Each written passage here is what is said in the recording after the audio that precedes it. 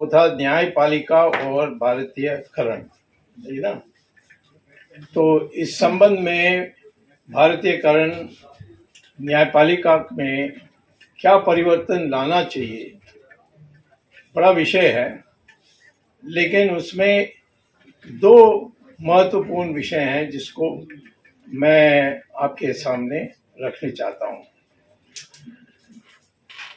पहला है कि मैं ये बता दूं कि ये जो सब्जेक्ट लिया गया है, ये विषय अब काफी चर्चा में है।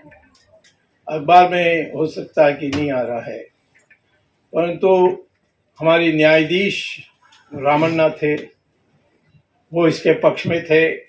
कई जगहों में उन्होंने इस पर बोला भी। उसके पहले कई जजमेंट्स भी थे सुप्रीम कोर्ट के, जैसे गंगुली के, काजू के, दोनों मिलकर के भी एक बार उन्होंने इस विषय पर जजमेंट देते समय उन्होंने लिखा अपने जजमेंट में। तो वो क्या है कि मैं पहले कहना चाहता हूं कि मैं अंग्रेजी का विरोधी नहीं हूं। अंग्रेजी सीखने से कई देशों में आपको जाने के लिए आसानी होती है। आजकल अमेरिका में ज़्यादा प्रमुख है ब्रिटेन के संबंध में या ब्रिटेन की तुलना में। तो अंग्रेजी जानने से अमेरिका में जो भी वहाँ शोध होती है, अनुसंधान होती है, उसको आप आसानी से पढ़ सकते हैं। तो अंग्रेजी सीखने में कोई आपत्ति नहीं है। मातृभाषा जो दूसरा है वो भी सीखने की आवश्यकता है, और ज़्यादातर न्यायालय में जो भाषा है हमारी, उस भाषा में ही उसको संचालन करनी चाहिए। ये है भारतीयकरण, ताकि सबको समझ में आए। आज जो पिटिशनर हैं उनको समझ में नहीं आती कि क्या कोर्ट में हो रहा है, क्योंकि एक तो अंग्रेजी है, दूसरा है कि जो टर्म्स हैं उसको आसानी से समझना नहीं हो पाता है। तो इसीलिए हम अपने देश की भाषा में कोर्ट की संचालन करेंगे या कोर्ट की बहस करेंगे, कोर्ट में बहस करेंगे, तो ये लोग पब्लिक उसको समझ सकेगी और वो जान सकेगी कि क्या बोला जा रहा है। हमारी वकील जो हैं कोई और विषय पर बोलकर हमें कह देंगे जज पैसा खा गया। हम सब वकील नहीं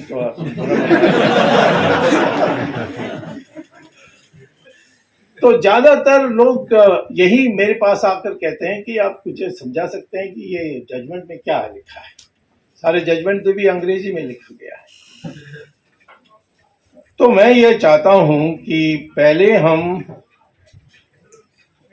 अपने भाषाओं में जो लोकल लेवल है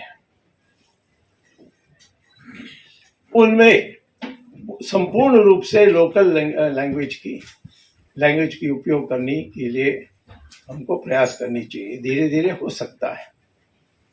एक काल थी जब हमारे देश में अपने भाषा में सब कुछ होता था।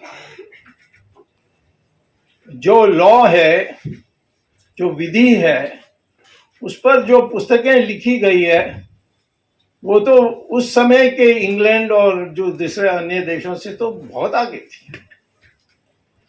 इसको मिटाने के लिए कौन आया था? उसका नाम था मैकॉले। तो मैकॉले का भाषण मैंने निकाला और उसमें उन्होंने जो बातें कही है उसमें मैंने चंद 3 बातें को निकाली है। पहले मैं अंग्रेजी में पढ़ देता हूँ, फिर आवश्यक पढ़े तो मैं हिंदी में भी ट्रांसलेट कर देता हूँ। पहले वो कहते हैं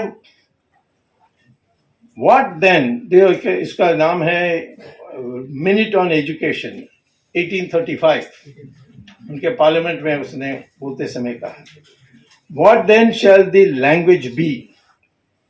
हिंदुस्तान की भाषा कौन सी होनी चाहिए?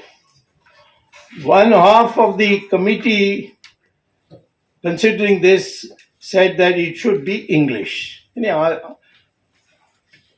आधा जो थे उन्होंने अंग्रेजी कहा था, और दूसरे ने कहा कि नहीं, जो अरबिक है और संस्कृत है, इन दोनों देश के लिए इंडिया में उसका उपयोग होना चाहिए। तो उसके बाद उन्होंने कहा कि मैंने ये विचार किया कि इसमें हम लोगों को कौन सा भाषा उपयोग करना चाहिए। तो अंग्रेजी में वो लोग कहते हैं, I have no knowledge of either Sanskrit और Arabic, but I have done what I could to form a correct opinion of the same. I have never found one amongst the educated people who could deny that a single shelf of a good European library was worth the whole literature of India.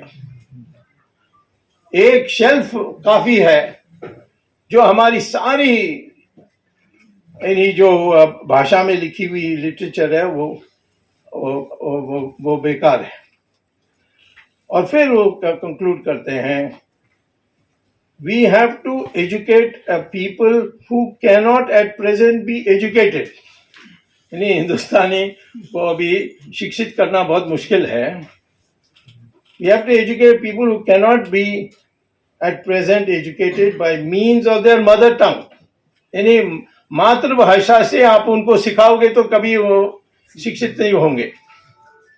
We must teach them a foreign language and that is our own language of English. और उन्होंने ही सब जगह अंग्रेजी लाने के लिए तय की थी, और संस्कृत की सारी पुस्तकों को उन्होंने जलाकर, लाइब्रेरीज को जलाकर, और उसका नाम ही लेने के लिए उन्होंने इसको अपराध समझा। संस्कृत के बारे तो अब धीरे धीरे हमारे दुनिया में लोग रिकग्नाइज करने लगे। आप गूगल में जाकर टाइप करिए saint James school and Sanskrit, इतना ही टाइप करिए तो क्या आएगा कि सेंट जेम्स स्कूल लंदन में जो सबसे मशहूर स्कूल है, जिसके अभी विद्यार्थियों ने जाकर क्वीन एलिजाबेथ की जो शव के सामने उन्होंने जो उन्होंने प्रार्थना की, संस्कृत में किया था। और उस स्कूल में प्रिंसिपल ने रिकॉर्ड में कहा है कि मैं सुबह जब स्कूल शुरू होती है तो जो 6 साल से 11 साल के बच्चे हैं उनको मैं खड़ा करके संस्कृत श्लोक की जब बोलने के लिए मैं उनको सिखाता हूँ। तो अखबार वालों ने पूछा इससे क्या होगा? उन्होंने कहा इस एज ग्रुप में संस्कृत का श्लोकास आप रिसाइट करोगे हर दिन तो तुम्हारा ब्रेन डेवलपमेंट सबसे अच्छा होगा, बाकी विद्यार्थियों से भी अच्छा होगा। तो सेंट जेम्स स्कूल में आज संस्कृत पढ़ा रहे हैं। नासा ने एक जर्नल निकाली है, जर्नल ऑफ आर्टिफिशियल इंटेलिजेंस। उसमें उन्होंने ये क्या कहा कि आप आर्टिफिशियल इंटेलिजेंस जानते हैं कि सारा ज्ञान को कंप्यूटर में डाल दो। मैं बहुत सरल रूप में उसको बता रहा हूँ। सारा ज्ञान जो भी ज्ञान है वो आप कंप्यूटर में फाइल कर दो, और फिर कंप्यूटर से सवाल पूछो, उसके आधार पर आगे क्या करना है, रिसर्च के लिए क्या क्या आपके दिमाग में सवाल है, और वो कंप्यूटर फिर जवाब देगा। तो इसको आर्टिफिशियल इंटेलिजेंस में एक बहुत बड़ा हिस्सा है, और उसमें बड़ी रिसर्च चल रही है आज। और इसकी जवाब, उस कंप्यूटर को जवाब देने के लिए पहले तो भंडार बनानी पड़ेगी ज्ञान की कंप्यूटर में। तो रिसर्च हुआ नासा में कि कौन सा भाषा में हम ये ज्ञान को स्टोर करें, क्योंकि वहां साइंटिस्ट ने कहा कि कंप्यूटर कंफ्यूज हो जाएगा हम अंग्रेजी में करेंगे तो। क्यों? क्योंकि अंग्रेजी में हम टाइप करेंगे PUT तो उसका जो वॉइस में आएगी वो है पुट, बट BUT लिखोगे तो बट, तो कंप्यूटर कंफ्यूज हो जाएगी और वो आपकी काम नहीं करेगी। दुनिया में एक ही भाषा है, ये उनके जर्नल में आई है, जिसमें सब perfect sound, perfect vocabulary, perfect जो लिंग है, ये सब वो है संस्कृत। और इसीलिए संस्कृत को कंपलसरी कर देना चाहिए।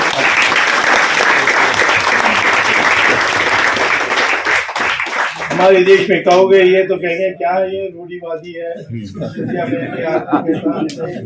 कि संस्कृत सीखो जैसे हम कोई पंडित जी बनने वाले हैं। आज हमारी जो कर्तव्य है वो संस्कृत को लाना है।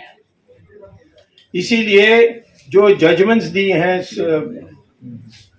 काटजू और गंगुली ने, उसमें उन्होंने लिखा है सिर्फ संस्कृत में बोलना नहीं, परंतु जो लीगल नॉलेज है उसको मैक्सवेल की जो दी हुई लॉजिक है, कोर्ट लॉजिक, उसको हम उपयोग करते हैं आज।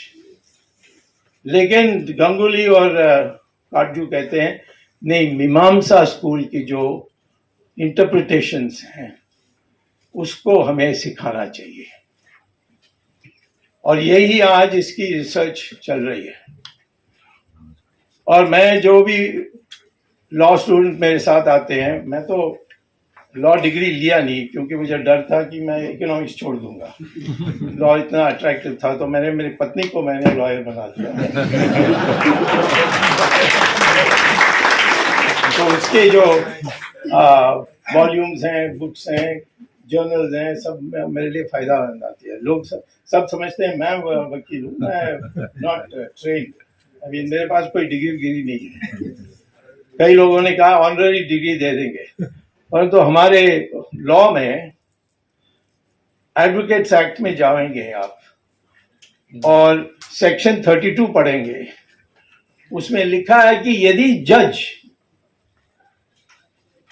आपको समझता है कि आप लॉ जानते हैं, अच्छी बहस कर सकते हैं, डिग्री नहीं है, कोर्ट में आप इनरोल्ड नहीं है, तब भी जो जज है वो आपको कह सकता हाँ आप किसी के पक्ष में आकर बहस कर सकते हैं। You can do the work of a lawyer. और मैं कई बार ऐसा मैंने किया है। बाकी जो अधिवक्ता हैं सब चिढ़ जाते हैं मुझसे, ये भी आ गया बीच में कहां से। लेकिन मैं कहता हूं कि लॉ सीखना आज अनिवार्य है सबके लिए। और कैसा सीखना है, इसके लिए धीरे धीरे हमारे देश में परफेक्शन के लिए, एग्जैक्ट मीनिंग के लिए, पहला हमें क्या करनी चाहिए कि सब लॉ कॉलेजेस में संस्कृत पढ़ना अनिवार्य कर देना चाहिए। और संस्कृत से बाकी प्रदेशों में कोई बुरा असर नहीं होगा। तमिलनाडु में विरोध था। एक दिन करुणानिधि जो सख्त विरोधी थे संस्कृत के, उन्होंने कहा मुझसे कि वो मेरे मित्र भी थे, लड़ते भी थे, मित्र भी थे। उन्होंने कहा देखो तुम ब्राह्मण हो इसलिए तुम संस्कृत की बात करते हो। मैंने कहा कोई ब्राह्मण पैदा नहीं होता है। भगवान कृष्ण ने कहा कि ज्ञानी, त्यागी, साहसी वही है ब्राह्मण। ये गुणों से बनती है। सारे जो वर्णा है चार, वो गुणों से बनती हैं, वो जहाँ पैदा हुए उससे नहीं। विश्वामित्र के माँ बाप तो क्षत्रिय थे, वो तो महर्षि बने। वेद व्यासा का माँ मछुआरा थी। तो ये कहाँ से जन्म से जुड़ गया मैं नहीं जानता, परंतु वास्तविकता ये है कि ये जो 4 में बांटा गया वो सिर्फ गुणों से था। तो मैंने उनको कहा कि ये ब्राह्मण से जो तुम नफरत करते हो ये तो गुण से है, कोई भी हो सकता है। आपका बेटा को भी आप ठीक प्रकार से पढ़ाओगे तो वो भी ब्राह्मण बन सकता है। उस पर थोड़ा चिढ़ गए बिकॉज उसका बेटा फेल होते गया। स्टालिन जो उसका नाम है, उसका नाम इंडिया भी तमिल नाम नहीं है, वो तो ये रशिया का नाम पकड़ के लाए। तो ये मैंने उनको समझाया कि एक भी कोई भी भाषा ले लीजिए, उसमें कम से कम 40% शब्द जो हैं वो संस्कृत के हैं। तो मैंने कहा तमिल में ऐसा कोई नहीं है। मैंने कहा आपका नाम करुणा दीदी। इसे वो मेरे पिताजी ने दे दिया, मैं क्या करूं। पर मैंने कहा कि तुमने सरकार बना, आपने सरकार अपने पार्टी बनाई और उसका जो इलेक्शन सिंबल है वो तमिल में क्या कहते हैं? सिंबल को क्या कहते हैं? चिन्नम। संस्कृत में क्या कहते हैं? चिन्ह। तो चिन्ह और चिन्नम, और उसका जो सिंबल है वो है उदय होने वाली सूर्य। तमिल में क्या कहते हैं? उदयन सूर्यन। कोई भी डीएमके का जो तमिल है उससे पूछिए तुम्हारा सिंबल क्या, वो कहेगा उदयन सूर्यन। उसको कहो ये संस्कृत है, वो कहेगा नहीं ये संस्कृत नहीं है। ठीक है, संस्कृत ने तमिल से चोरी की है, परंतु दोनों का तो एक है। तो मैं कहता हूं कि हमारे हर भाषा में संस्कृत के शब्द हैं। मलयालम में आपको आश्चर्य होगा 85% जो शब्द हैं वो संस्कृत से है। बंगाली में भी उसी रेशो में है। तमिल में 40 है, 40%। वो भी बहुत है, क्योंकि हर जिसमें हर जो वाक्य है एक संस्कृत शब्द आपको मिलेगा। तो संस्कृत था एक जमाने में जब सब पढ़ते थे। विद्वान होने के लिए तो फिर बहुत परिश्रम करना होता था। वो जो लोग थे वो शास्त्र के लिए प्रचार करते थे, वैसे लोग संस्कृत को उस गहराई से पढ़ते थे। परंतु सारा देश में सब संस्कृत पढ़ते थे, इसीलिए सारे भाषाओं में संस्कृत के शब्द आ गए हैं और हमारे संविधान में भी लिखा है। और लोग पढ़ते नहीं है। मैं कहता हूँ संविधान में लिखा है, मैं बताता हूँ। पहले section article 343, official language of the union of India. The official language of the Union of India shall be Hindi, but in Devanagari script. यानी उर्दू स्क्रिप्ट में नहीं लिख सकते। देवनागरी सब एक ही प्रकार के हैं। तमिल में क लिखोगे तो ऐसा लिखोगे, की लिखोगे तो मात्रा ऐसा डालोगे, कु लिखोगे तो मात्रा नीचे डालोगे, वही देवनागरी में भी है। अब बंगाली में भी देख लीजिए, गुजराती में भी देख लीजिए, मराठी तो देवनागरी स्क्रिप्ट ही उन्होंने पूरा अपना कर लिया है। नेपाली भी पूरा यानी देवनागरी स्क्रिप्ट है। सारे देश में 2 स्क्रिप्ट सिखानी चाहिए, एक तुम्हारी मातृभाषा की और दूसरा संस्कृत की जो देवनागरी है। और ये हमारी कॉन्स्टिट्यूशन में लिखा है। इसी प्रकार से कॉन्स्टिट्यूशन में और भी बातें लिखी है। उन्होंने ये कहा है कि the president shall authorize the use of Hindi language or any other language used for any purpose in the proceedings in the High Court and having a principal seat in that state. Then वो जाकर कहते हैं Article 351, Directive for Development of Hindi Language.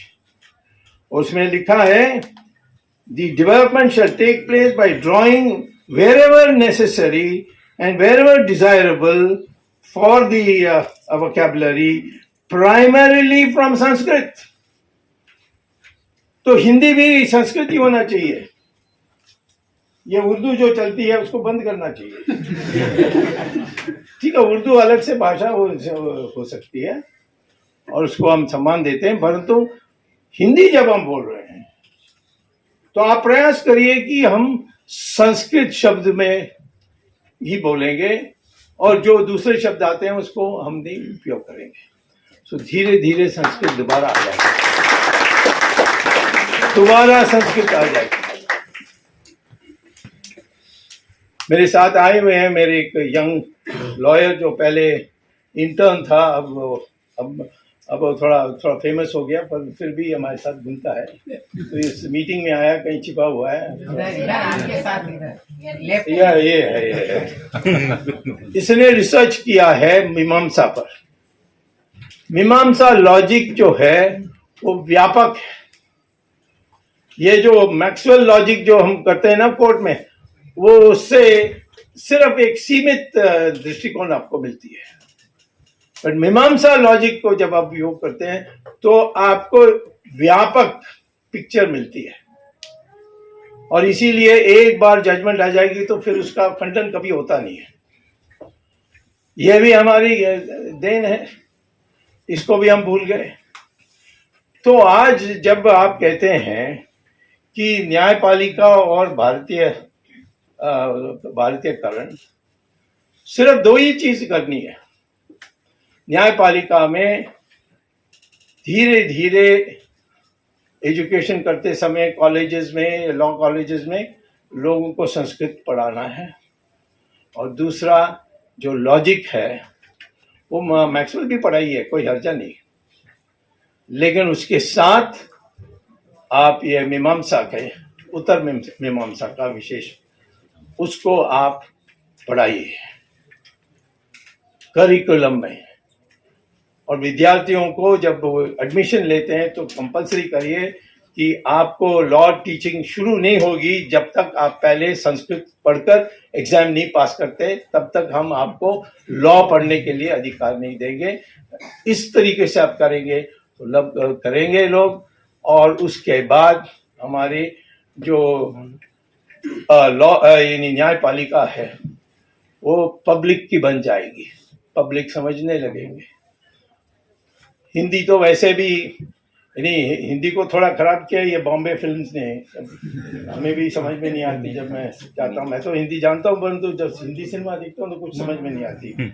Subscribe now and press the bell icon, never miss an update from Tips official.